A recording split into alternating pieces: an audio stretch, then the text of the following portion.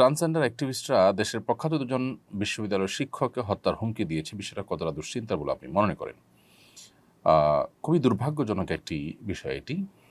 বাংলাদেশের সর্বস্তরের জনগণকে এ বিষয়ে সর্বোচ্চ সতর্কতা অবলম্বন করতে হবে। আমাদের দেশে পশ্চিমা বিকৃত চিন্তা এবং মতবাদকে প্রতিষ্ঠিত করবার জন্য তাদের এজেন্ট যারা আছে তারা নানাভাবে এখানে কাজ করছে।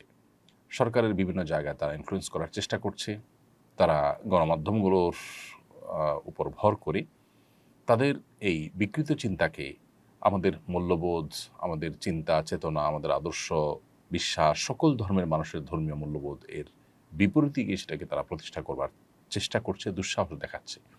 বাংলাদেশের প্রচলিত আইনে যেখানে সমকামিতা পরিষ্কারভাবে শাস্তিযোগ্য অপরাধ, সেখানে সেই সমকামিতাকে নরমালাইজ করার জন্য নানাবিধ পথ এবং পদ্ধতি অবলম্বন করা হয়েছে।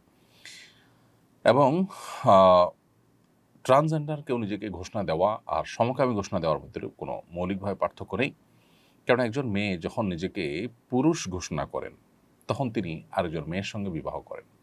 খুব স্বাভাবিকভাবে তিনি যেহেতু আগে থেকে মেয়ে, আরেকজন মেয়েকে বিয়ে করলে সমকামিতাই হয়। ঠিক একই কথা ছেলেদের বেলা প্রযোজ্য। অতএব ট্রান্সজেন্ডার এই বিষয়টাকে যদি কেউ অধিকারের খোলসে প্রতিষ্ঠা করতে চায়, সে মূলত সমকামিতাকেই ভিন্ন নামে প্রতিষ্ঠা করবার প্রয়াস চালাচ্ছে, যেটা বেআইনি, অবৈধ, মূল্যবোধ এবং বিশ্বাস পরিপন্থী একযোগে। দেশে এরকম অন্যায় লিপ্ত যারা, তারা আবার হুমকি দিচ্ছে মূল্যবোধকে সংরক্ষণ করবার জন্য নিঃস্বার্থভাবে লড়ে যাওয়া ডক্টর সরওয়ার হোসেন সহ যারা আরও এই জাতীয় কাম করছেন তাদেরকে।